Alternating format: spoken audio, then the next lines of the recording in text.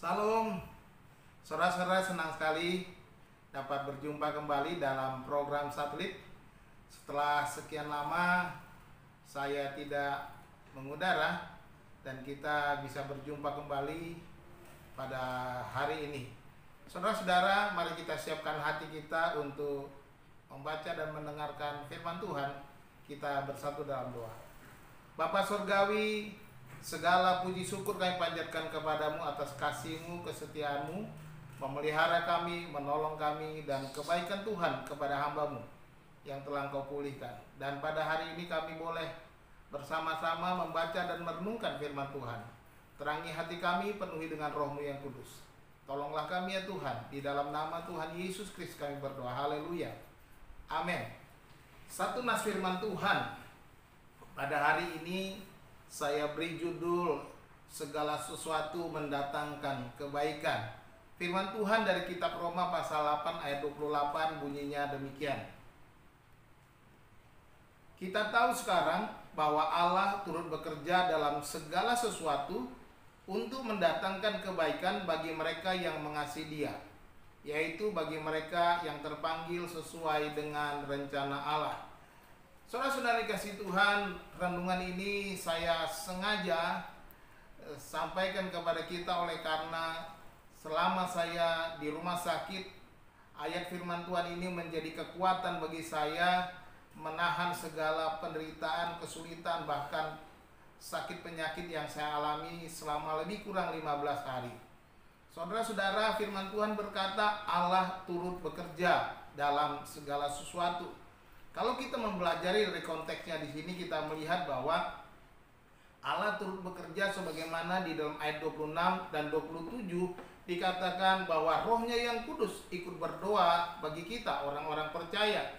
Di mana dikatakan di sini, demikianlah juga Roh membantu kita dalam kelemahan kita, sebab kita tidak tahu bagaimana sebenarnya harus berdoa, tetapi Roh sendiri berdoa untuk kita kepada Allah dengan keluhan-keluhan yang tidak terucapkan. Dan Allah yang memiliki hati nurani mengetahui maksud Roh itu, yaitu bahwa ia sesuai maksud Roh itu, yaitu bahwa ia sesuai dengan kehendak Allah berdoa untuk orang-orang kudus. Demikian dikatakan bahwa Roh Kudus itu berdoa untuk orang-orang kudus, dan dikatakan bahwa Allah turut bekerja di dalam segala sesuatu, termasuk di dalam suka maupun dalam duka, di dalam penderitaan, dalam kesulitan, dalam sakit penyakit. Dan ketika saya berseru kepada Tuhan dalam doa saya, dalam kesakitan, dan ayat ini berkata bahwa Dia turut bekerja di dalam penderitaan saya.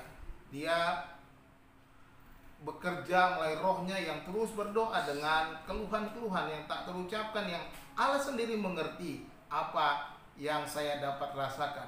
Dan dikatakan bahwa Allah mendatangkan kebaikan, artinya bahwa ada berkat di balik segala kepahitan, kesulitan yang kita alami di dalam hidup kita.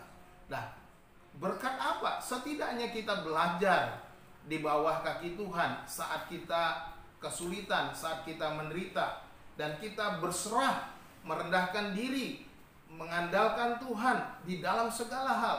Di sanalah saya belajar ketika saya dalam kesulitan, dalam penderitaan, saya berseru kepada Tuhan dan hanya berserah kepada Tuhan, mengandalkan Tuhan. Inilah yang saya dapatkan, bahwa Tuhan mendatangkan kebaikan dalam segala sesuatu, termasuk dalam kesulitan yang saya alami. Dan saya belajar bahwa dalam keadaan itu hanya Tuhan satu-satunya penolong. Haleluya. Saudara-saudara, dikatakan Tuhan mendatangkan kebaikan bagi mereka yang mengasihi Dia. Saya percaya saudara mengasihi Tuhan, saya mengasihi Tuhan. Allah adalah Bapa kita yang mengasihi kita dengan kasih yang kekal. Sebagai anak-anak Allah, kita pun patut mengasihi Bapa kita agar kebaikannya tercurah bagi kita.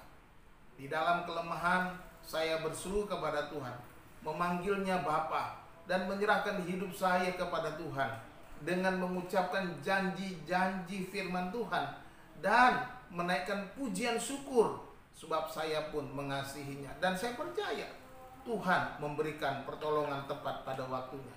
Dan dilanjutkan dikatakan, bagi mereka yang terpanggil sesuai dengan rencana Allah. Di sini saya belajar bahwa sebagai orang-orang kudus, sebagai orang yang percaya, kita dipanggil sesuai dengan rencana Allah.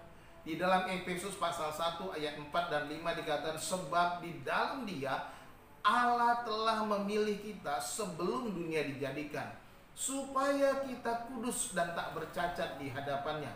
Dalam kasih Ia telah menentukan kita dari semula oleh Yesus Kristus untuk menjadi anak-anaknya sesuai dengan kerelaan kehendaknya. Inilah rencana Allah, bahwa Dia punya rencana di dalam setiap kehidupan kita, rencana yang mendatangkan kebaikan, dan di rencana itu sudah ada sejak kekekalan. Di dalam panggilan sebagai orang percaya terkandung rencana Allah yang kekal. Rencananya tentu saja mendatangkan kebaikan. Oleh sebab itu, saudaraku yang dikasihi Tuhan, jangan takut dengan apa yang akan terjadi di hari esok. Jangan takut dengan kesulitan yang engkau alami saat ini. Mungkin engkau sudah terlalu lama mengalami kesulitan. Apapun yang terjadi bagi seorang anak Allah, semuanya berada dalam kendali Tuhan. Setiap nafas dan waktu yang diberikan kepada kita di dalam rencananya yang kekal akan mendatangkan kebaikan. Oleh sebab itu, berkaryalah selagi masih ada kesempatan. Sebab firman Tuhan mengandung janji. 1 Korintus 19 ayat 58 berkata, segala jerih payahmu tidak akan pernah sia-sia. Tuhan Yesus memberkati saudara. Salam.